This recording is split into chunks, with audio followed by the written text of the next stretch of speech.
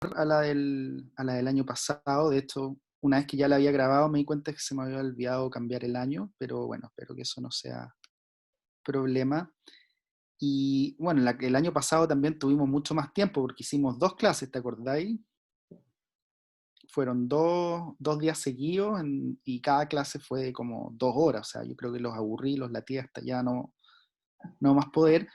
Pero como el concepto de raza es un concepto importante en la antropología, yo creo que se mantuvo la tensión.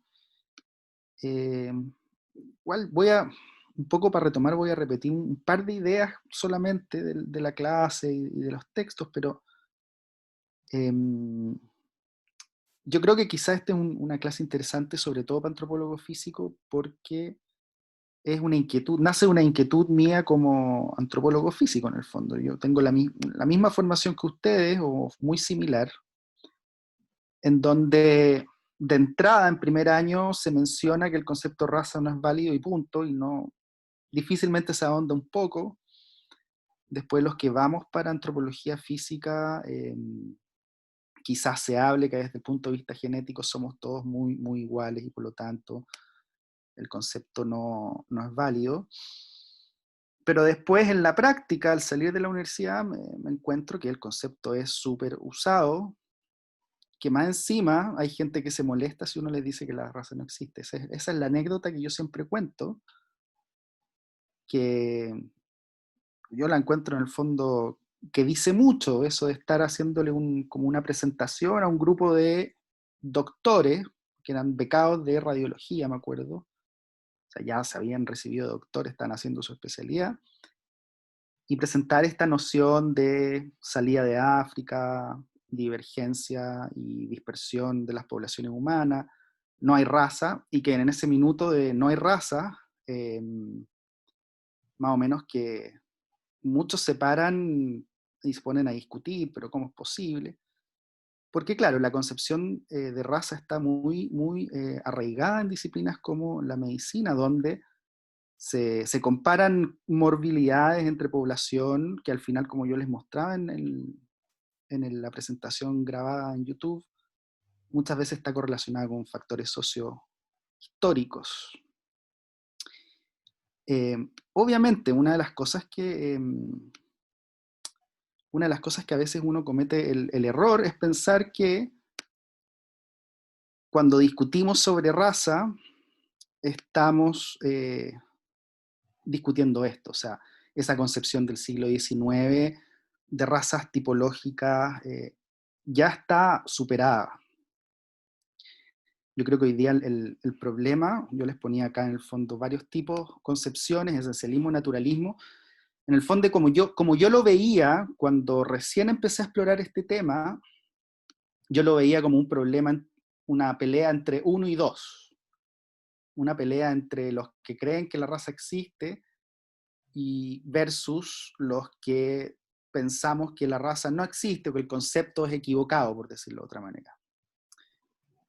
Y en los últimos años me empecé a dar cuenta que no es tan simple la cuestión, sino que hay otras miradas que sobre todo las ciencias sociales se posicionan desde un constructivismo, y la complejización del tema ya es total cuando pensamos que la genómica reifica estos procesos, incluso se podría hablar como un naturalismo poblacional, en el sentido de que y ese es el problema fundamental, yo creo, de hoy en día, es cómo estudiar la variabilidad, cómo decir que somos diferentes, obviamente, que las poblaciones son diferentes y que existe una variabilidad geográfica que es innegable, sin caer en el discurso de raza. Y eso yo lo encuentro que es un desafío y que hay que estar consciente de ese desafío. Eh, por eso, como ustedes pudieron ver, quizás la clase pasa de argumentos genéticos, biológicos, políticos, a argumentos de antropología social, que yo creo que son clave. Obviamente, eran muchas las diapos que yo tenía para mostrarles, fui reservando algunas, algunas de las diapos importantes que no mostré. Esta la mostré, obviamente, al principio, el programa UNESCO, que también para mí fue un descubrimiento. O sea, antes, a mí siempre me partían contando la historia con Lewontin. Ser como, Lewontin, y de ahí para adelante se empieza a ver que las razas no existen genéticamente, porque es el discurso de los genetistas. Pero en la antropología esto es muy anterior, estamos hablando de 30 años casi anterior. Y una de las diapos que yo me salté es, en el fondo, el paradigma en el que se movía la antropología a finales de la segunda mitad del siglo XX, era intentar refutar los errores que habían cometido antes. Los errores que habían cometido antes era pensar que la biología determinaba la cultura, y eso lleva, por ejemplo, a Lévi-Strauss a plantear que son dimensiones que corren por carriles paralelos o separados. Y que hoy en día eso, a veces cuando también, yo digo, no es que la biología determine la cultura, sino todo lo contrario, la cultura, la historia, piénselo así, la historia chilena de los últimos 500 años, desde la conquista hasta hoy en día, determina las frecuencias génicas de las poblaciones en nuestro país. O sea, al final son los procesos sociohistóricos, culturales, los que están determinando el dato genético, en el fondo. Muchas veces también, cuando digo esa idea frente a algún antropólogo o antropóloga social, que ha sido más o menos lo que me ha pasado, que antropólogos sociales que son inculcados en esta idea de que biología y cultura son completamente aparte, les cuesta mucho, cuando yo digo cultura determina biología, les cuesta mucho volver a juntarlos, piensan que otra vez uno está hablando de ese determinismo. Son temas importantes para nuestra disciplina, son fundamentales, y no sé, pues me gustaría saber qué piensan ustedes al respecto, si tienen preguntas. Sí, yo tengo una duda para los alumnos, dado que tú eres como de las primeras generaciones y acá los alumnos, ¿no es cierto?, están en tercero, o sea, no sé, tuvieron primero y segundo hace poquito tiempo, y quisiera saber a ellos en el fondo, qué les han contado al respecto de este concepto ahora, o sea, en el fondo sí ha habido en el fondo a lo que tú recuerdas de lo que te enseñaron a ti, respecto a la discusión, o no ha habido discusión, dijéramos, en los primeros años de la carrera. No sé si hay alguno que quisiera conversar o contarnos, en el fondo, cómo ha sido la discusión al respecto. Sí, hola. Hola. Yo me acuerdo que cuando entramos en primero, lo primero que nos dijeron fue como, no, el concepto de raza como que ya no existe, ya no es válido, como, no lo ocupe, traten de no ocuparlo.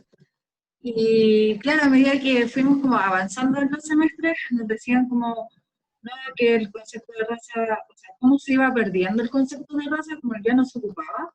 Y claro, también un poco de lo mismo de que es como una mezcla, que lo cultural se mezcla con lo biológico, y como que eso recuerdo así como a grandes rasgos en realidad. No recuerdo algo más específico de los primeros años. Pareciera que no es muy distinto entonces a lo que tú, en el fondo, a lo que pasó. Claro, porque en el fondo... Hola. Hola, dale. Yo me acuerdo de otra cosa que nos dijeron, o sea, en osteología cultural la primera unidad fue el concepto de raza, y también porque era más que algo biológico, era una construcción cultural, pero sin embargo en forense se siguió ocupando mucho para la identificación de cuerpos, porque tenía como ciertos rasgos característicos, como probablemente sea de la raza negra, o probablemente sea de raza blanca, o de tez blanca. Entonces como que en forense se sigue ocupando mucho, pero dentro del marco de la antropología como que ya no.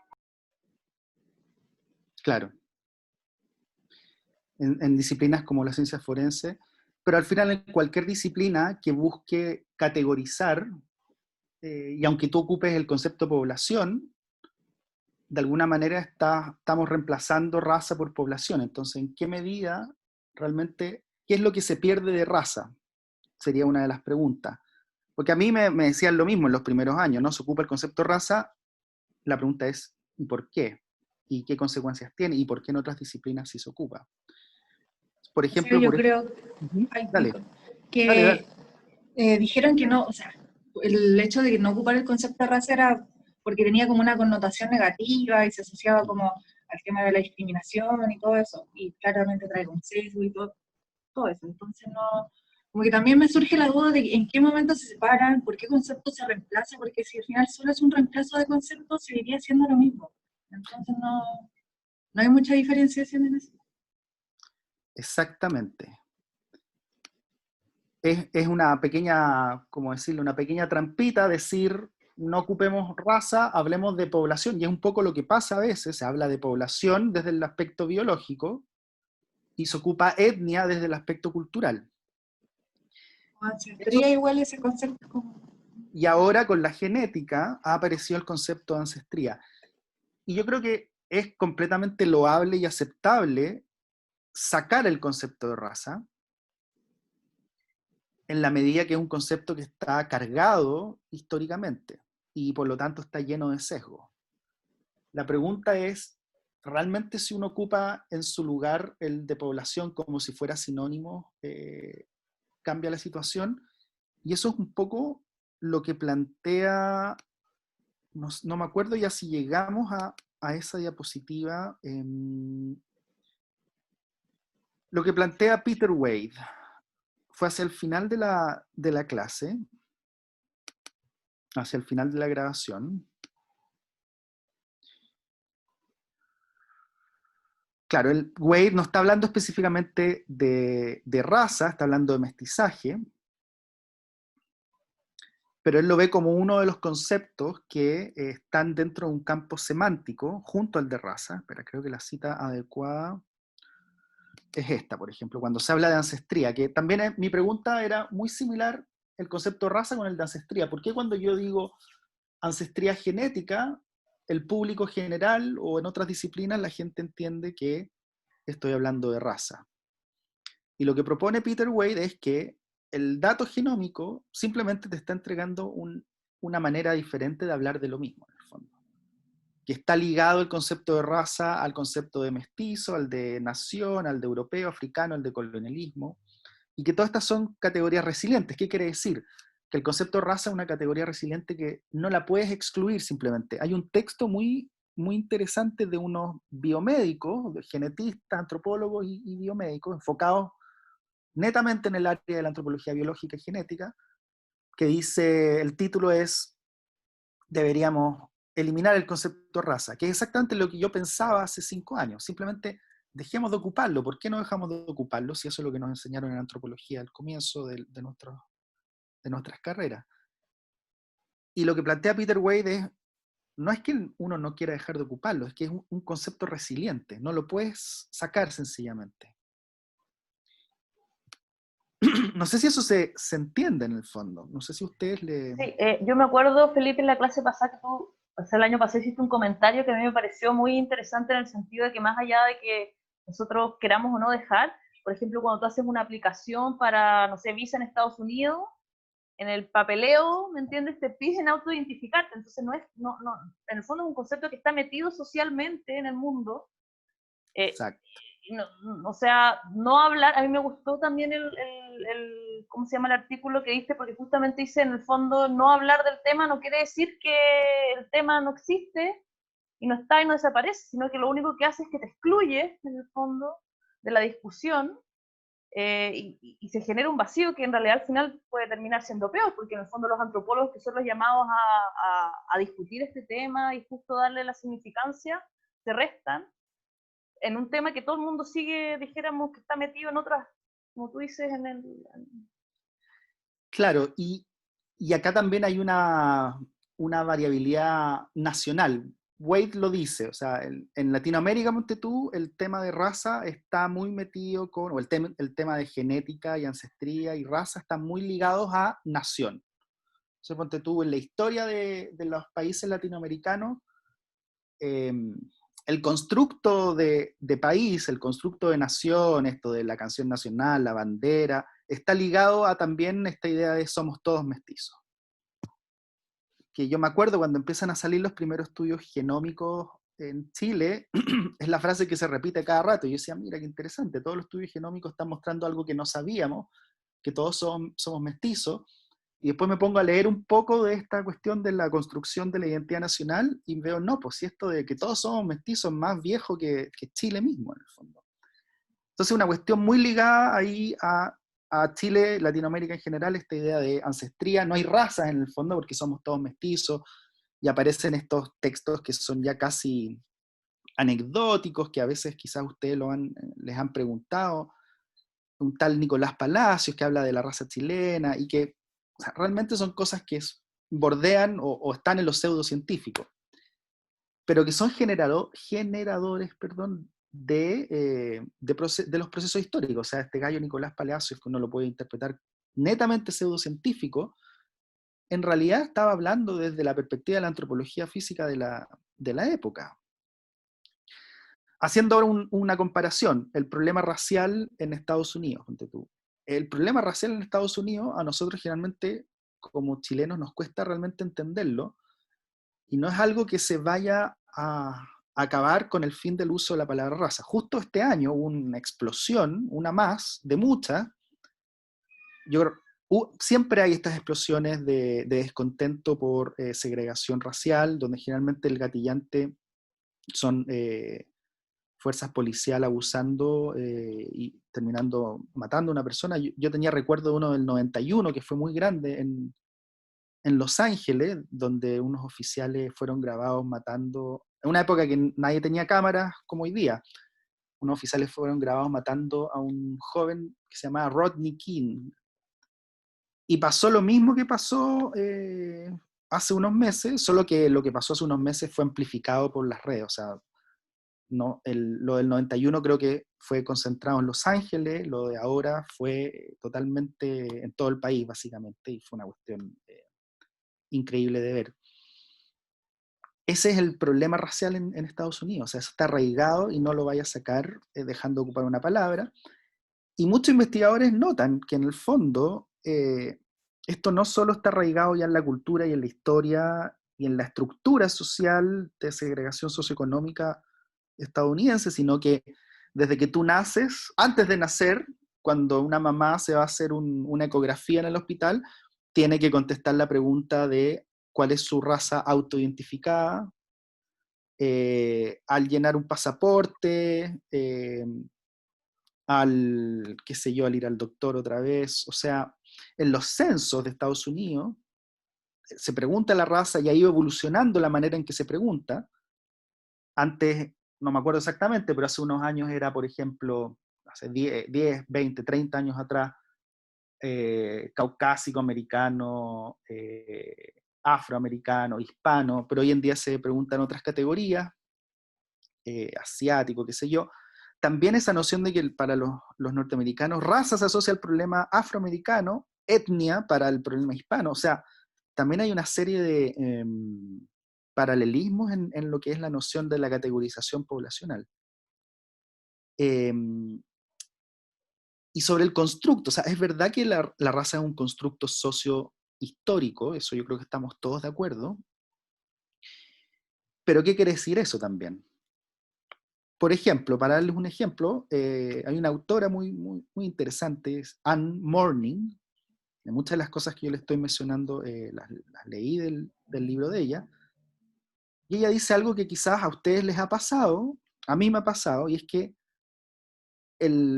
la autoidentificación, sea poblacional, étnica, racial, está siempre sujeta a un lugar. O sea, yo acá en Chile soy chileno, me considero chileno, pero si salgo, no sé, a un país en Europa, en Estados Unidos, en Asia, en África, y vivo allá y permanezco, empieza a surgir una identidad que es más bien latinoamericana. La gente me ve como latinoamericano.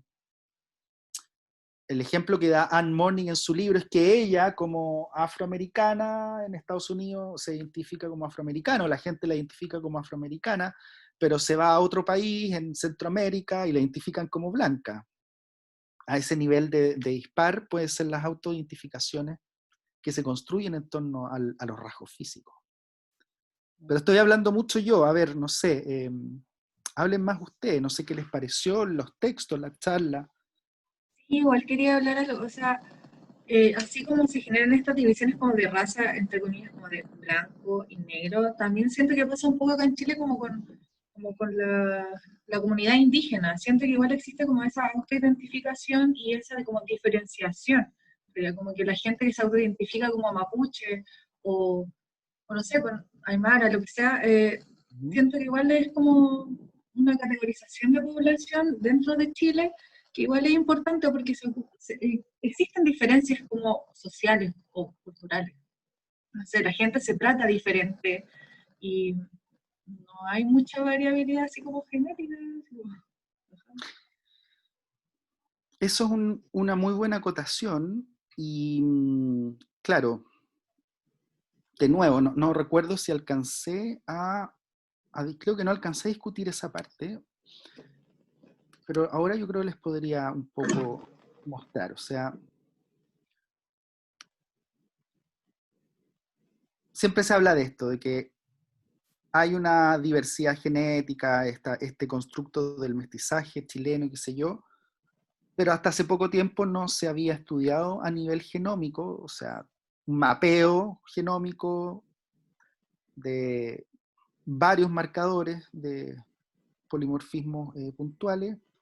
El texto que ustedes leyeron de fuentes y colaboradores es un primer acercamiento, si no me equivoco, es del 2014, y publicado en la revista médica, y ocupaban un set de 30 y tantos SNPs.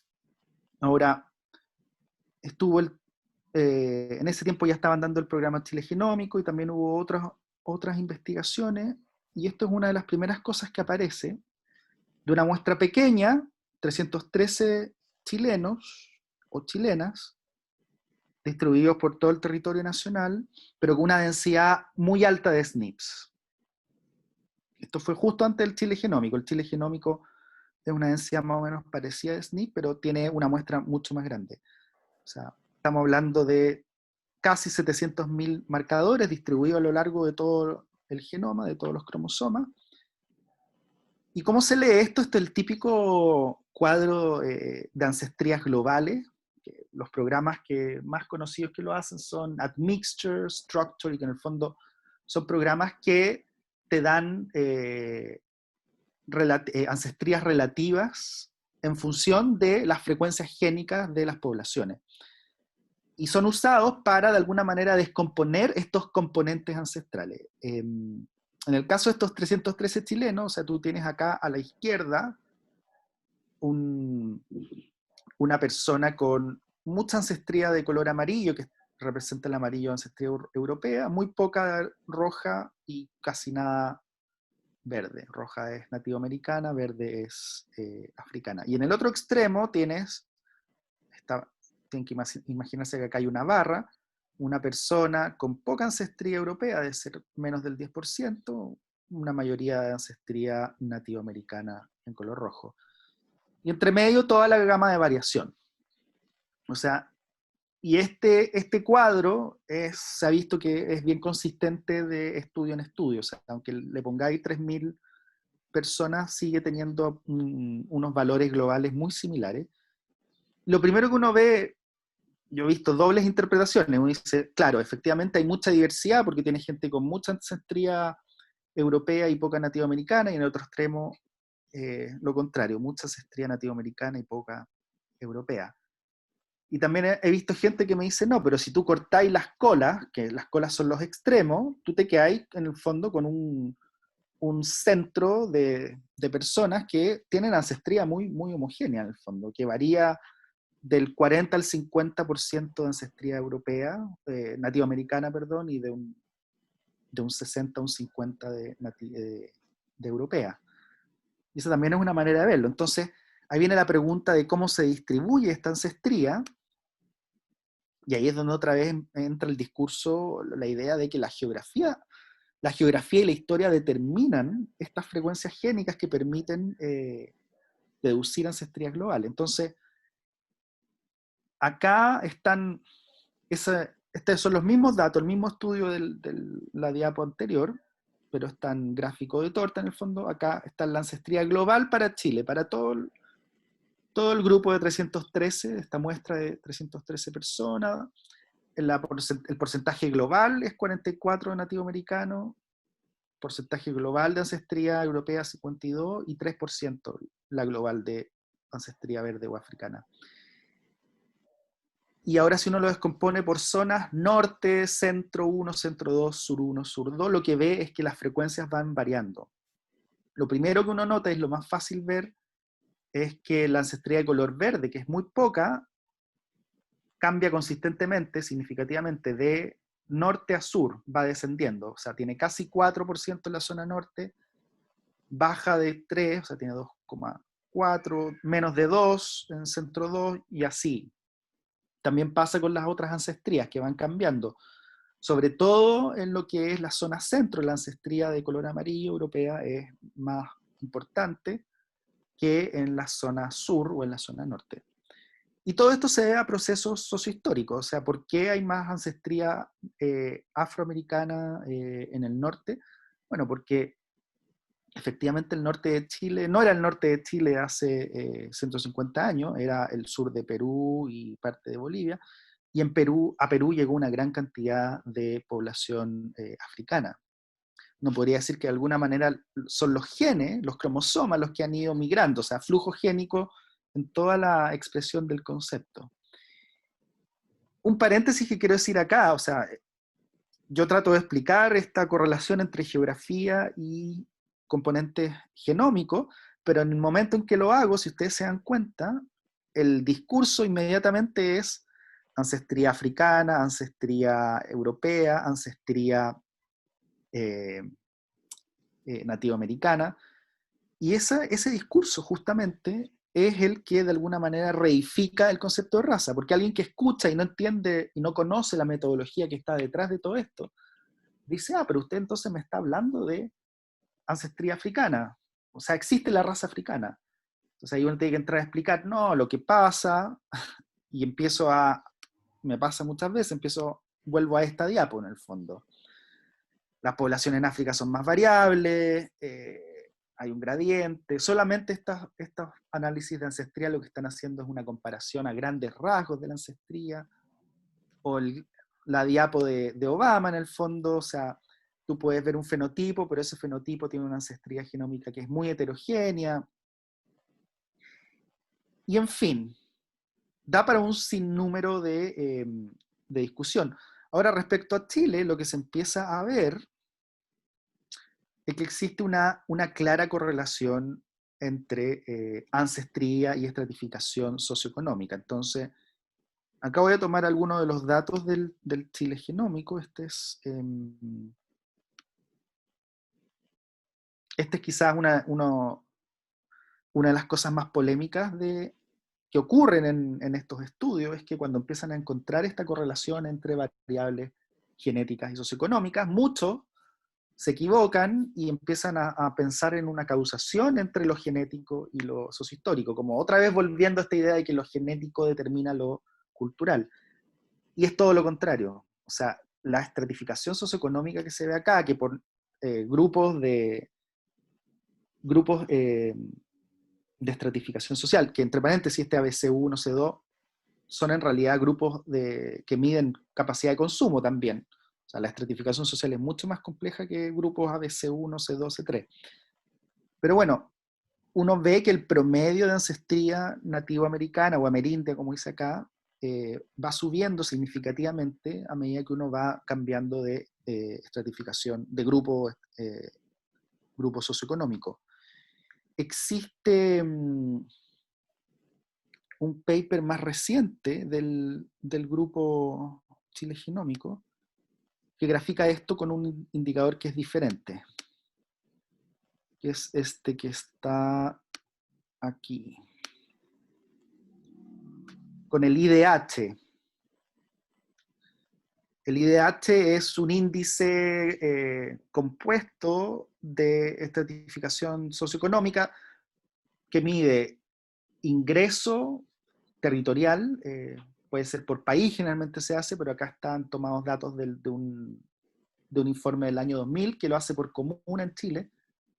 Tiene entonces promedio de ingreso por comuna, acceso a salud y acceso a educación. Entonces ahí es un compuesto multidimensional porque tiene esos tres aspectos, y lo que se encuentra acá es algo que ya se estaba viendo hace rato, y es que lamentablemente la ancestría genética está correlacionada a lo que da como resultado el IDH. O sea, es bien fuerte verlo, pero si uno ocupa el sentido común, y es el lugar en que vivimos, así que nos corresponde ocupar el sentido común, lo que sucede es esto, es que el chileno, como dice Contardo en un libro del 2008, el chileno de cualquier estrato social es capaz de evaluar, casi sin pestañear, con sorprendente estrecho margen de error, las probabilidades de ingreso, domicilio, educación y condición laboral de un compatriota en base a su apariencia física.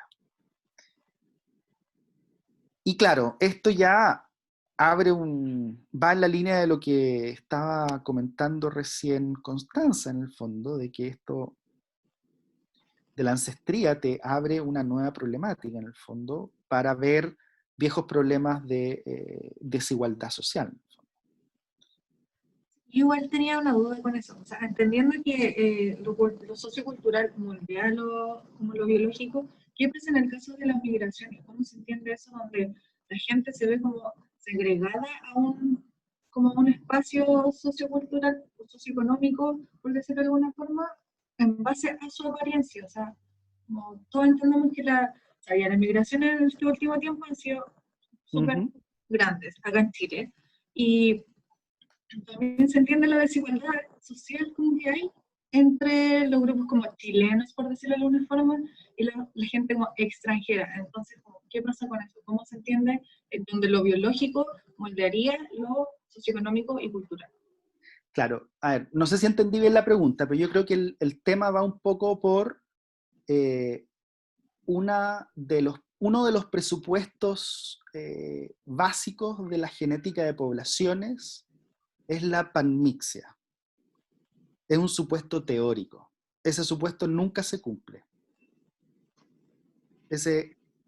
La principal razón por la cual la panmixia no se cumple es porque las poblaciones están esparcidas en un territorio, en una geografía, en un espacio, y por lo tanto los individuos que están más cerca de otros tienen mayor probabilidad de reproducirse entre ellos.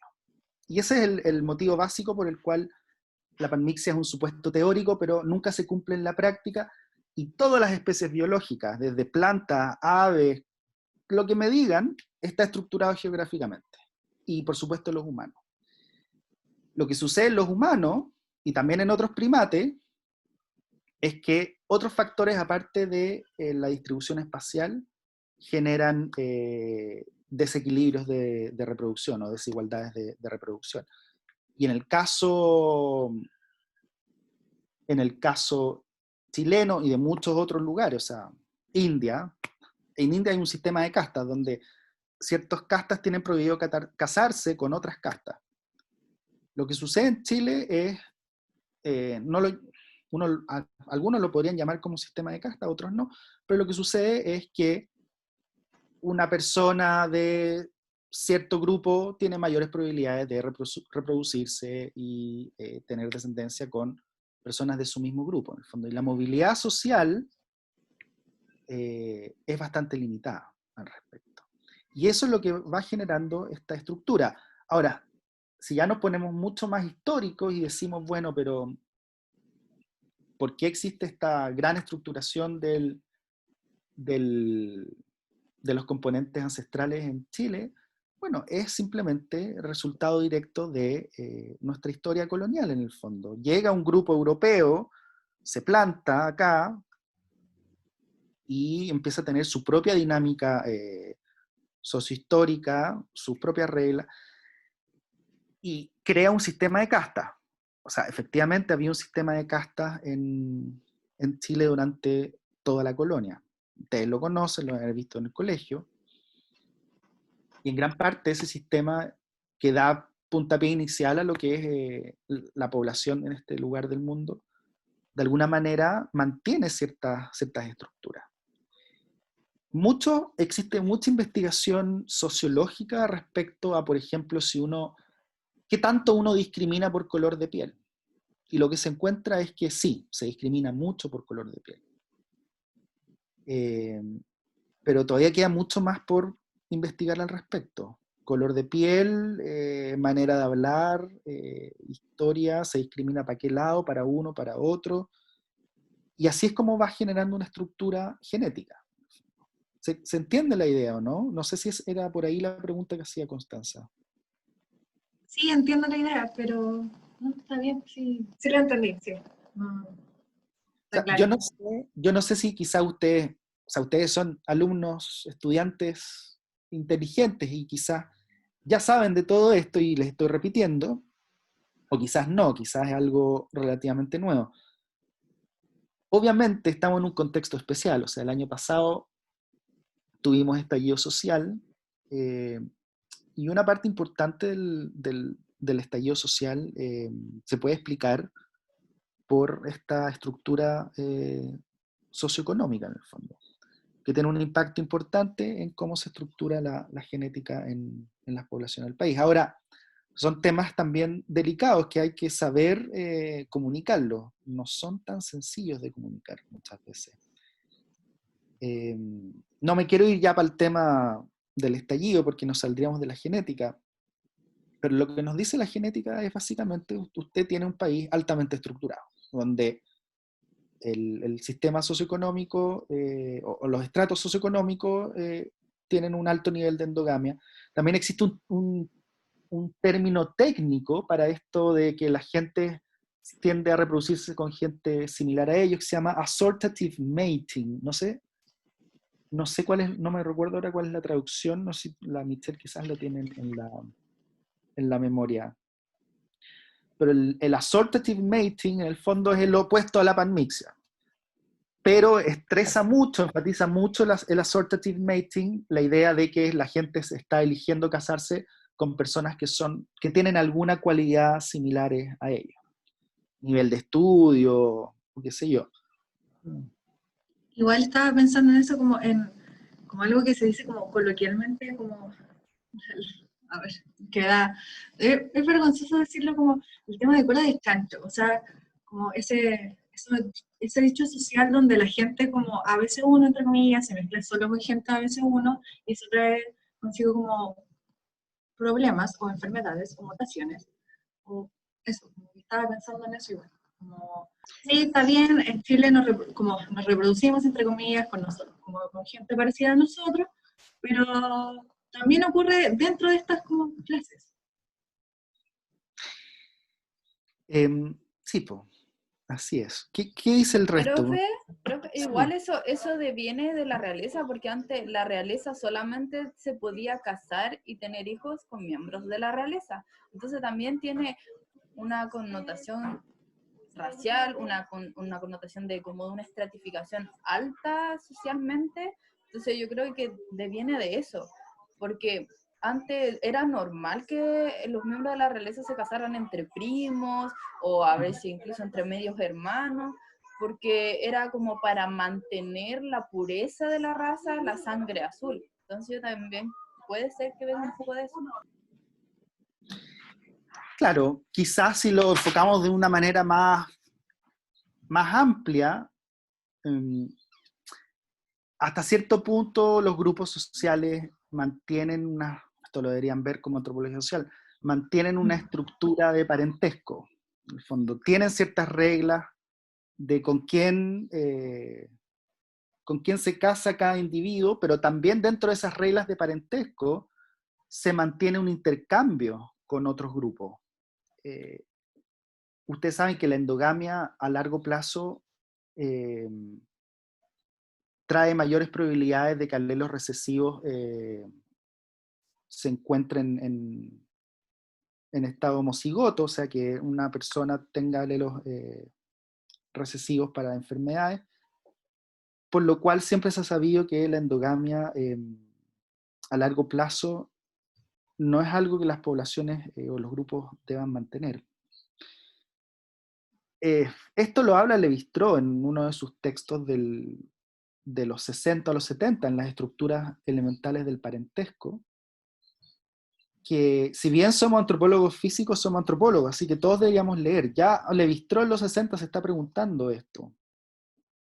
Ustedes deben saberlo, él establece que la regla fundamental cultural es la del incesto, pero en el fondo da lo mismo si el incesto o no, uno le puede discutir a Lévi-Strauss, yo creo que es discutible, pero él da con la observación de que existen reglas de parentesco universales y que tienen mucho que ver con la manera en que se regulan este tipo de reproducción. Al final lo de la realeza no son más que reglas de parentesco al estructuralismo, al estilo estructural de Lévi-Strauss. Lo interesante, y en los 60 Lévi-Strauss no lo sabía, porque nadie lo sabía, es que los primates también tienen ciertas reglas de parentesco. Por ejemplo, chimpancés son filopátricos, los machos filopátricos, que quiere decir que en el grupo se mantienen los machos y migran las mujeres, las hembras. Los babuinos también son son al contrario, perdón, los babuinos son de hembras filopátricas y los machos migran. En fin,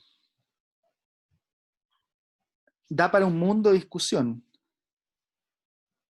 ¿Qué dicen los otros? Constanza, María José han intervenido, pero Anaís, Catalina, Eva, Alejandro, Primavera, Martín, no se les ha escuchado mucho. Están más tímidos. Hola, yo quiero hacer un comentario. Estoy súper nada que ver acá porque Es el ayudante.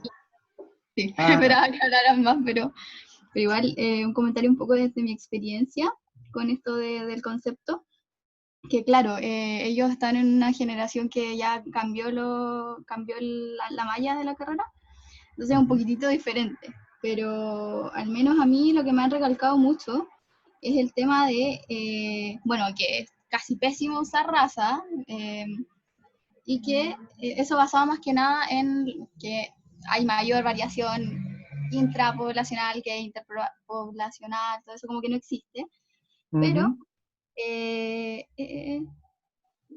y que no hay estos grupos como raciales puros o totalmente lo que mencionaba antes.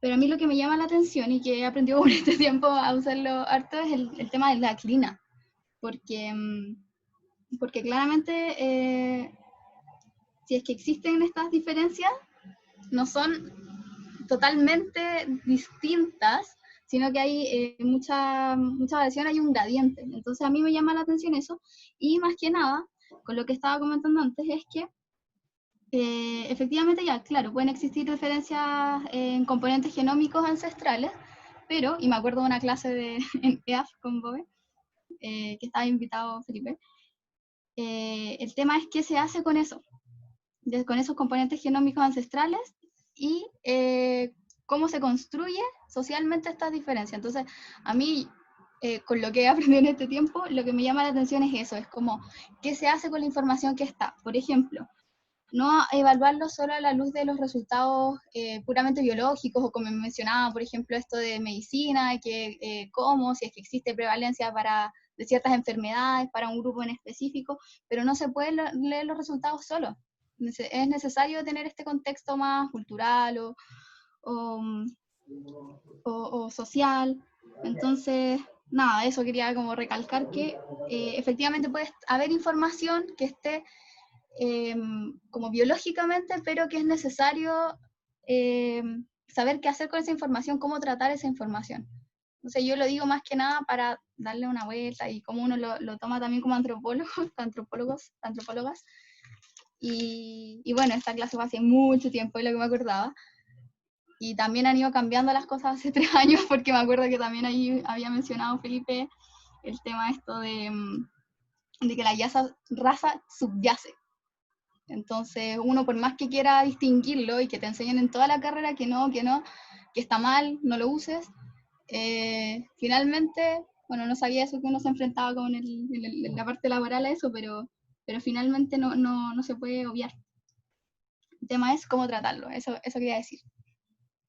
Sí, muy buena memoria de Primavera, es muy, muy acertado lo que señala.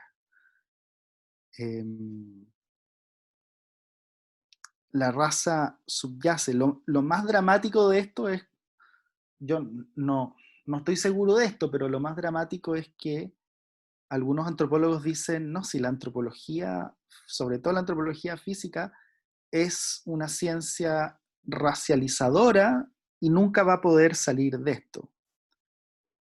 Claro, yo soy un poco más optimista y digo, si podemos escapar de esta categorización de la diversidad humana que nos hace recaer en raza. ¿Y por qué digo que nos hace recaer en raza? Porque o sea, yo estudié en los años 2000, en pleno momento, el 2001, en que se dio a conocer el borrador del genoma humano, el primer borrador del genoma humano, como gran hazaña científica. Y otra vez los políticos estuvieron metidos en esto anunciando. Me acuerdo que el presidente de Estados Unidos, en conjunto con el primer ministro de Inglaterra, hicieron un anuncio por teleconferencia. En esa época no existía la teleconferencia como hoy día. Y los científicos estaban ahí, entonces como el gran logro del siglo XXI de la humanidad, y que demuestra que el 99,9% de la secuencia lineal del ADN en todos los seres humanos es idéntica y por lo tanto no existen las razas. Entonces uno decía, si uno se paraba en ese momento y decía, bueno, entonces los antropólogos teníamos razón, no existe la raza, y por lo tanto el concepto debería desaparecer. Y si uno hace el recuento de la cantidad de papers, libros, publicaciones, desde el año 2001 hasta hoy, que hablan del tema de raza, yo creo que son más números que las que existían antes del año 2000, en los 20 años del 80 al 2000. Entonces es curioso como en el fondo esta idea del gradiente, que es uno de los argumentos principales, no les estoy compartiendo pantalla, les voy a compartir otra vez, ya lo último para no latear tanto, uno de los argumentos, que es el que señalaba Primavera, el argumento del gradiente de diversidad, no es posible trazar líneas geográficas demarcadoras. Bueno, muchos críticos de estos argumentos dicen, pero, ¿y entonces por qué tú obtienes estos resultados en los programas Admixture o en Structure, ocupando toda esta información genómica tan clara de la posición geográfica de las poblaciones? Es como el contraargumento. Digamos, dentro de la antropología esto es una minoría, o sea, la mayoría de los investigadores y antropólogos y antropólogas concuerdan en lo que estamos hablando, de que el concepto de raza no es un concepto satisfactorio científicamente, está cargado políticamente y por eso hay que desecharlo, por todas las razones que dijimos en la clase, y además,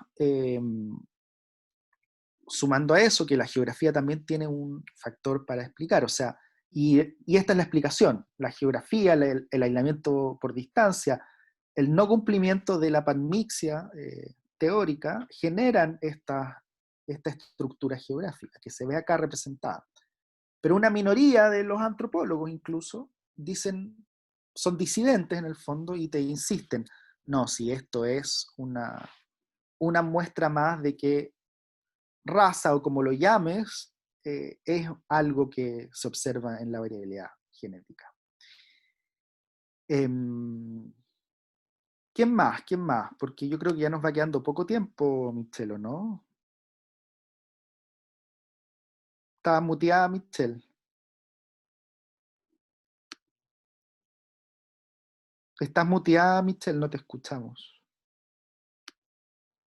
Ya, ahí sí. No, sí, no tenemos un espacio de tiempo limitado, dijéramos, pero obviamente depende también de la discusión. No sé si los alumnos tienen otros comentarios, porque realmente también es un tema muy interesante.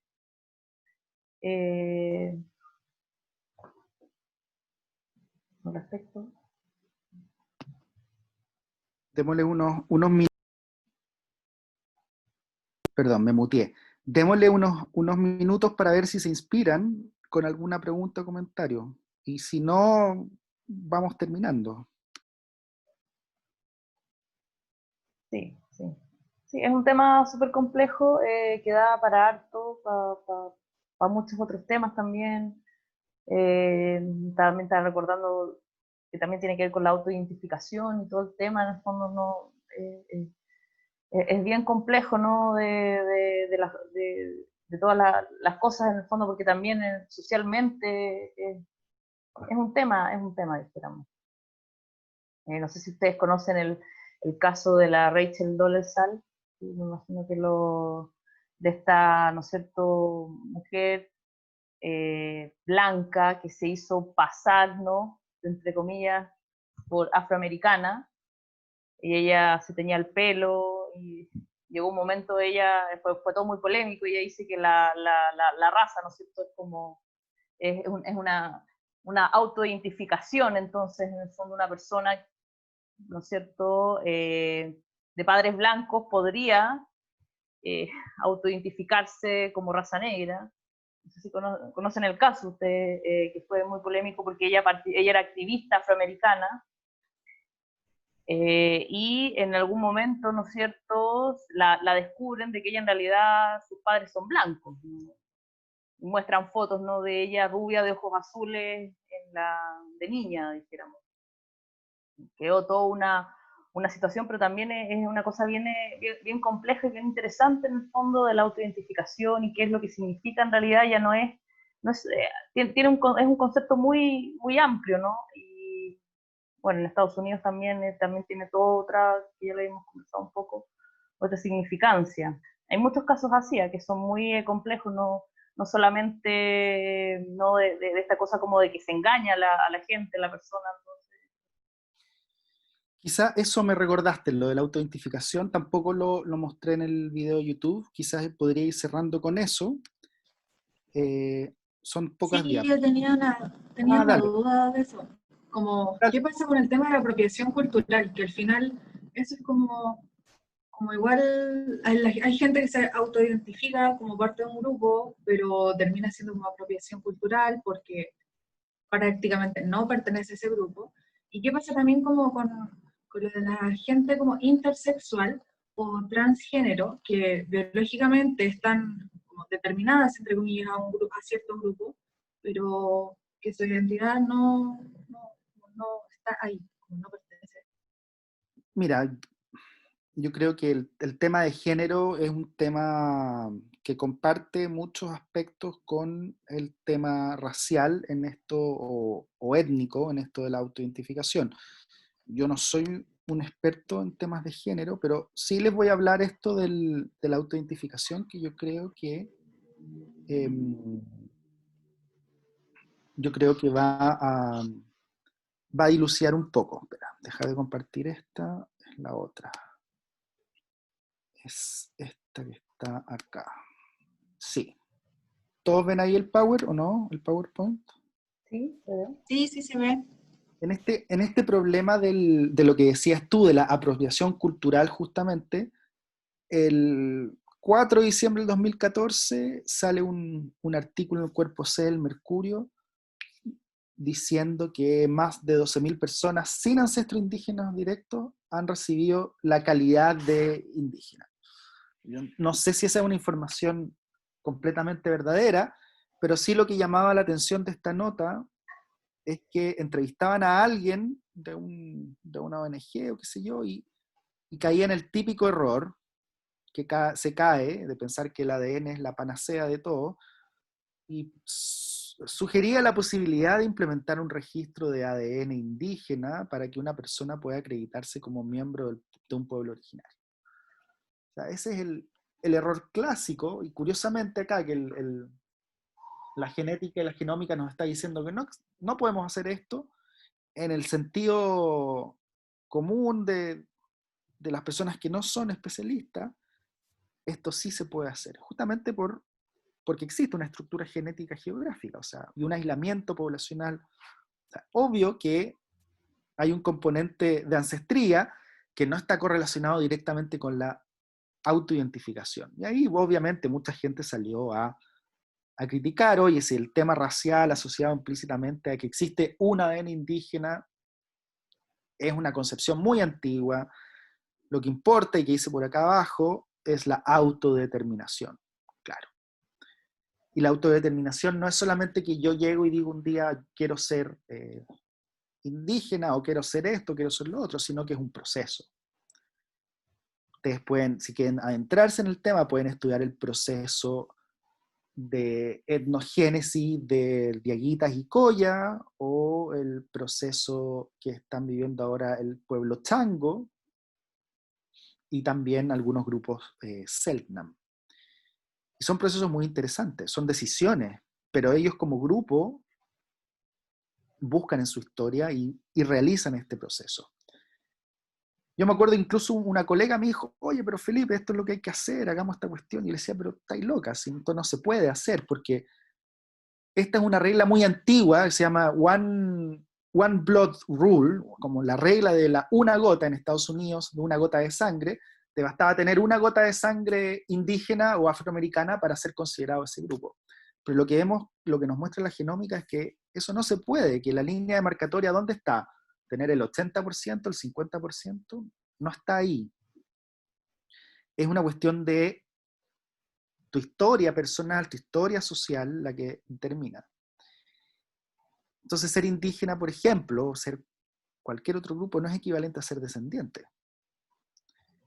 Y esto me lleva también a otra vez reaparecer el concepto racial. Me acuerdo una vez escuchando al senador Huenchumilla, que alguien le preguntaba por esto mismo, o sea, ¿tú cómo cohesionas los grupos mapuche con respecto a una demanda u otra, si en realidad existen mucho mestizaje? Le hacía la pregunta el entrevistador. Y él responde esto, abro comillas, el concepto de pertenencia a un pueblo es un concepto cultural, o sea, ahí está hablando, autodeterminación, no es un concepto racial. Y ahí yo paré la oreja al tiro, porque ocupa el concepto de raza. ¿Y a qué se está refiriendo él cuando dice no es un concepto racial? No es un concepto genético. Yo creo que con eso empieza a quedar muy claro cómo opera el concepto racial como un sinónimo, tal como dice Peter Wade, como un sinónimo de genética, ancestría, qué sé yo. Y lo último, un poco para mostrar esto, que son estos estudios de identidad y ancestría genómica que se hicieron en la década recién pasada. 160.000 personas en Estados Unidos, y algunos de los resultados relevan que la mayoría de las personas, por ejemplo, con proporción de ascendencia africana inferior al 28%, cerca de menos de un cuarto, no se identifican a sí mismas como afroamericanos, sino más bien como europeos. O sea, cómo la genética está desprendida de la autoidentificación hasta cierto punto. No tiene una correlación directa. Lo mismo se hizo en Latinoamérica, con una densidad menor de marcadores, pero con muy buena muestra, y es que las autopercepciones tienden a subestimar la ancestría genómica europea, sobreestimar la ascendencia genómica africana, y acá una cosa más compleja, se subestiman los niveles de ascendencia genómica amerindia, cuando estos son relativamente bajos, y se sobreestiman cuando son relativamente altos.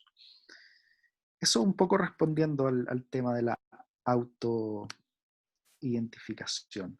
Ahora, un poco para terminar, en el fondo yo creo que lo que hay que llevarse para la casa como mensaje central de la clase es que en nuestra disciplina, que tiene una historia de categorización de la diversidad biológica, que inicialmente esa historia se llevó a cabo a través del concepto de raza, ya está muy superado el tema, en el sentido de que se entiende que no es un concepto que debe ocuparse, que sus categorías no son apropiadas, que toda la información genética, todos los estudios evolutivos nos muestran de que no se puede categorizar tan simplemente la variabilidad biológica, por todas las razones del gradiente, de la mayor variabilidad genética y cultural en África, por el mestizaje, y que finalmente eso no quiere decir que todas las poblaciones sean iguales, que es lo que me pasa a mí muchas veces, sorry por ser reiterativo, pero yo digo, no existen las razas, perdón, y me dicen,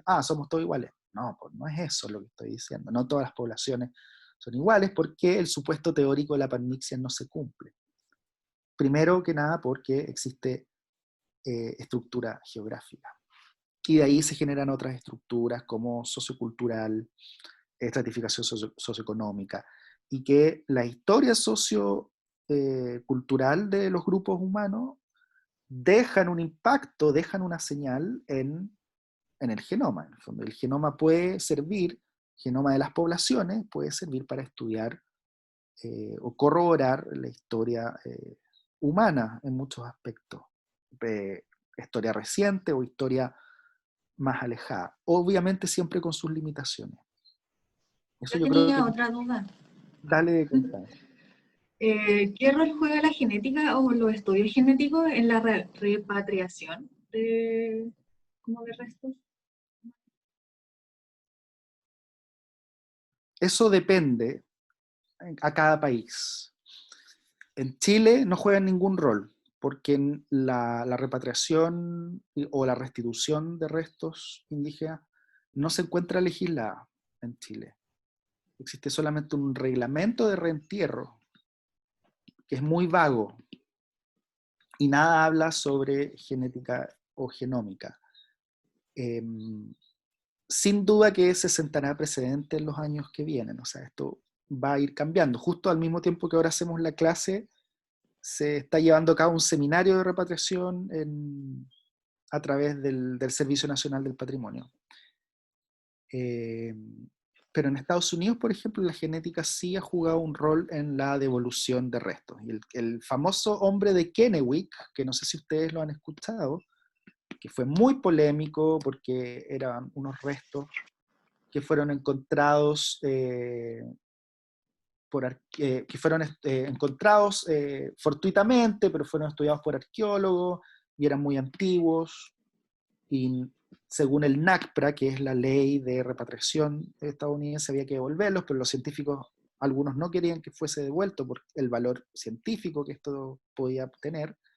Bueno, finalmente los restos son entregados hace muy poco tiempo atrás, hace 2, 3 años atrás, a través de genética. Se establece la afiliación genética con 3 grupos y se decide enterrar en un lugar que es como equidistante a los 3 grupos y punto. Se acabó el caso de Kennewick. Pero fueron 20 años de que esos restos fueron reclamados.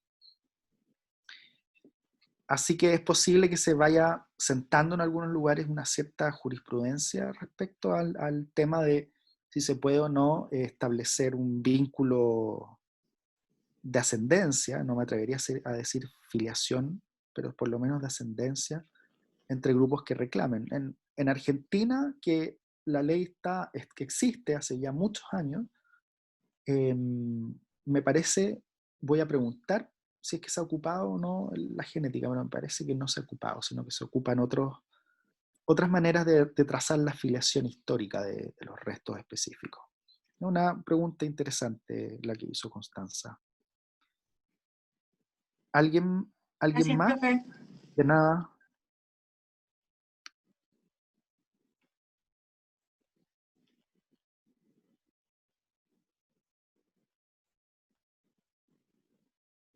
Ahí sí. Bueno, entonces yo creo que lo podemos dejar hasta acá. A no ser que alguien quiera por última vez decir algún comentario. Te agradezco mucho, Felipe. Estuvo muy interesante nuevamente la discusión. Muchas gracias por participar. Gracias a ti, Pichel, por la invitación. Espero que a todos les haya servido, incluso los que estuvieron en silencio, pero bueno, supongamos que vieron la clase y se leyeron los textos y esto será un aporte de un tema que es importante. Y obviamente no se puede, en una clase tan cortita, no se puede tratar de manera exhaustiva, o sea, uno podría estar un semestre entero hablando de esto. Un esfuerzo por empezar a introducir, ¿no es cierto?, este tema y también tan importante. Y tan importante para la antropología. Entonces, al final, ¿a quién le van a ir a preguntar sobre estos temas? Al antropólogo. Así que el antropólogo tiene que tener algunas nociones. Y no simplemente la idea de la raza no existe porque es un constructo, que es lo que muchas veces se queda. Ok, que les vaya bien a todos. Gracias, profe. Ya, Gracias muchas a gracias, ustedes. Felipe, entonces.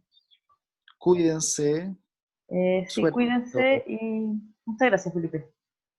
Ya, chao. Ya, chao. Gracias, chao. Bueno, finalmente les recuerdo que la próxima semana ustedes tienen o sea, esta semana no va a haber subida de clases ni material de nada porque la próxima semana, a ver, voy a dejar aquí.